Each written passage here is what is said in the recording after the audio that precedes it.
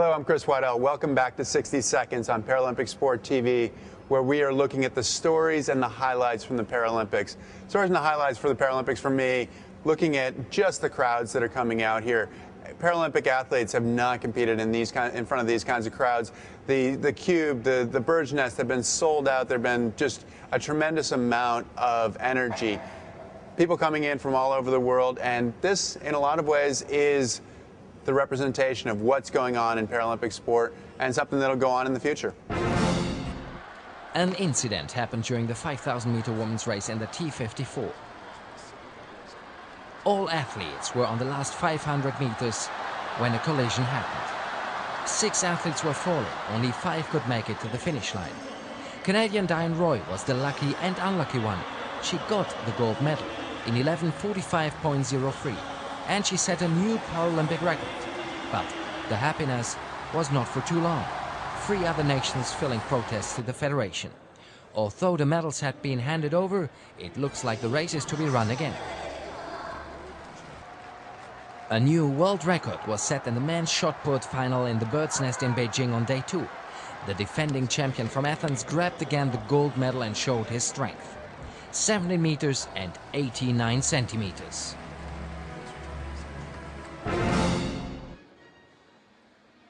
What a dramatic event happened on day 2 in the Beijing 2008 Velodrome. The 1-kilometer time trial record was battered no less than 6 times. Anthony Capers from Great Britain was the star in the category of the visual impaired. Guided by his pilot Bernie Story, they managed to break again. 57.266 seconds. Both left the Australian team with Ben Demery and pilot Sean Hopkins behind. The bronze medal went to their teammates Kyron Modra and Tyson Lawrence. Statement from Capers after the win: "There is so much training to win the gold medals. Teammates, families and friends. All these people to support you. You know, it is for all these people." Congratulations from the 60 Seconds team. The prelims basketball match Japan versus Germany was a thriller on day 2. Only 5 seconds were left at the very end when Shingo Fuji made the last 2 points for Team Japan.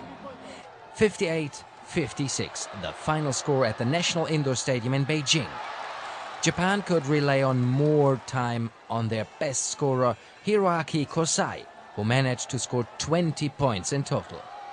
In terms of statistics, the German team played good, but at the end not good enough. 62% of their free throws were successful, but they were hindered by a lower field goal.